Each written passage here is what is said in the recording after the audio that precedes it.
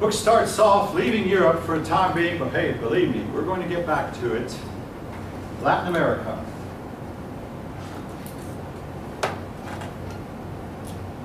In Latin America, beginning in the late 1700s and early 1800s, Spain controlled most of it. Now, the biggest country in Latin America is Brazil. Brazil was controlled by Portugal. In addition, the French had a little bit of Latin America, and the British had Honduras and British Guyana, and Jamaica. Oh, yeah, the British had a few places in Latin America also. But when Spain got involved in wars with Napoleon, all of a sudden the people living in Latin America saw their chance to revolt. Realizing that Spain could not send an army to quench the revolts, or at least not a big enough army, all the countries of Latin America, except for the islands, engaged in revolts that freed themselves from Spain. Now, one exception,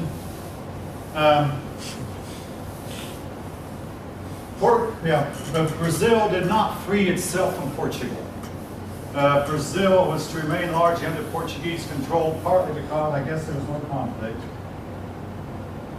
But two men did a lot to lead the revolts. Their names were Simon Bolivar and San Jose de San Martin. Now, I don't want to make it sound like that Spain didn't send any army at all and didn't try to hold on to its Latin American territories. They did send armies, but the armies just were not big enough to quell the uprisings. But the country of Bolivia, by the way, is named after Simon Bolivar. Anyway, Simon Bolivar dealt largely with the northern part of South America, and San Martin, the southern part, Argentina and Chile. Let me just change this now. Again, if you know anything about Latin American geography, the two long, thin countries at the tip of South America are Argentina and Chile. And San Martin did a lot to free them. Inevitably, the two men had to get together and coordinate their efforts. And to his credit, San Martin agreed to take a back seat and let Simon Bolivar lead. Otherwise, the revolutionaries might have started fighting among themselves. Now, by the way, this is similar to what happened in Italy. In Italy, there was Cavour and Garibaldi, and Cavour took the lead, and Garibaldi said, well, you go ahead and take the lead. Otherwise, if they just started fighting among themselves, Italy might never become united. But as it was, some of these men behaved very unselfishly and let the other man lead. It was not easy. Simon Bolivar had to lead an army through some of those Andes mountains, and it was very cold and the air was thin, and the men became sick, and so did some of the animals. When he got down below the mountain, he found the Spanish army, knew he was coming and was waiting for him. Nevertheless, he defeated the army. And that's the story of San Martin, who was surrounded in a city by a Spanish army, and someone got the brilliant idea, hey, why don't we just stampede all the cattle right smack on the army, then we have our troops follow behind the army. So they lined up all the cattle they could get, got them spooked, and got the cattle to stampede right into the Spanish army. And San Martin's troops followed and routed the Spaniards. And again, it was not easy. But when it was over, most of these countries had gotten a victory over the Spanish. Now, one exception was Cuba and Puerto Rico. These islands just felt like that, hey, we don't have a chance, there's no place to run, no place to hide. So they did not rebel. All of them got their independence. Well, the United States took over Puerto Rico and still has Puerto Rico to this day. As for Cuba, the United States helped them get their independence. But one of the countries that also got its independence this time was Mexico, our neighbor right south of the border. Mexico got its independence in 1820.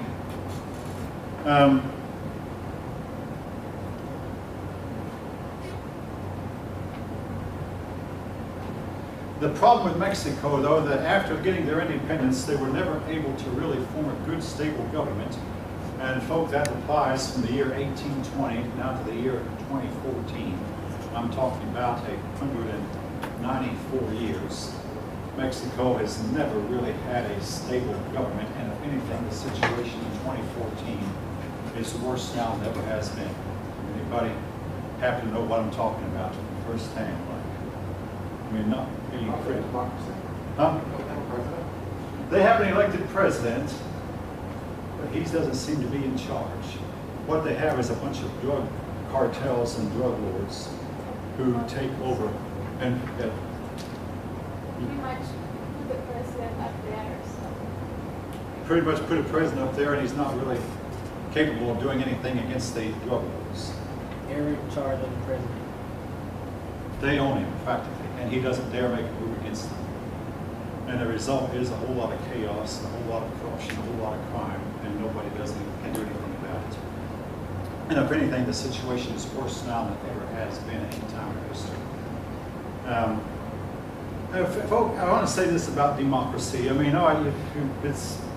your authors sometimes seem to assume that the best kind of government is democracy, and democracy always works, and democracy always brings about happiness and prosperity. I've got something to tell you, a little secret. Democracy has only worked in countries like Scandinavia and Great Britain and the United States. Otherwise, most other places where it's been tried, it has not worked very well, particularly the Far East and Latin America. Anyone want to contest that, you're welcome to. I mean, I don't mean to be offensive to anyone, but just simply stating what I have observed as a fact. And again, no offense to any of you who might be of Latin American origin, but it's just simply what I've done. Now, in the last 20 or so years, now, 40 years ago, democracies were not working at all in Latin America, but in the last 20 or so years, for most of Latin America, democracy has worked. And Latin America is starting to prosper, except for Mexico. And maybe a few others. But Argentina seems to be doing well, from what I've heard. Brazil, doing really well. For a while, I even invested some money in Latin America with mixed results. But they seem to be doing really well. They had an economic boom there about 6 or 7 years ago that somewhat fizzled out. Mexico, terrible.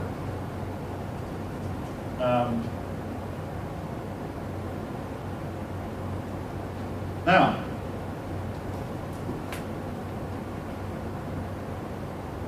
your book uses terms like mestizo, and these are people of mixed race.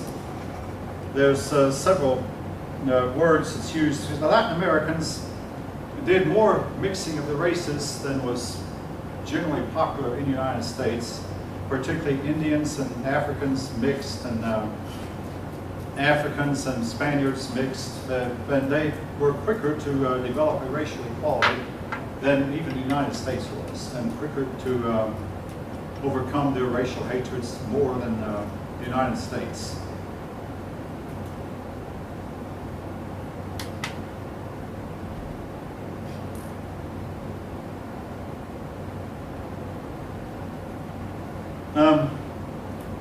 Simon Bolivar has been called the George Washington of South America. I'd like to say I can see the comparison. They had one thing in common, George Washington and Simon Bolivar. They both revolted against the European overlords, and both won after a bloody struggle. But the difference was George Washington became leader of a country that was on its way to greatness. The country Simon Bolivar freed, he said, in fact, he said, I know these people who are here are not ready for democracy. Maybe someday they'll be. And this was a lot of dictators used to take when they took over. They say, hey, I'll give you democracy once I see you're ready for it, but until you're ready for it, you need a dictatorship, you need me. And they would rule with an autocratic hand and justify it on the grounds that their people weren't ready for democracy, and in some cases spoke. It does appear to be justified. These people were not ready for democracy. In fact, some experts on the subject have said only a certain kind of people can have democracy. Most people are not that kind. You have to have people who willingly submit their rights, who willingly give up what their privileges and rights for the good of all, rather than being told to.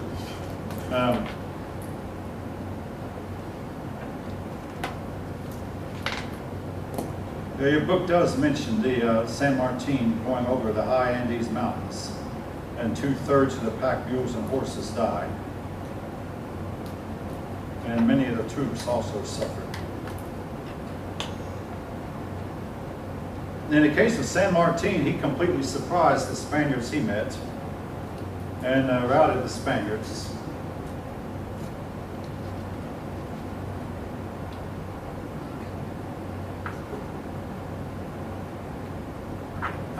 Again, your book names the nations that Bolivar freed: Peru, Uruguay, Paraguay, Colombia, Venezuela, Argentina, Bolivia, and Chile all became free states. Well, some of these were freed by Martin as well as Bolivar.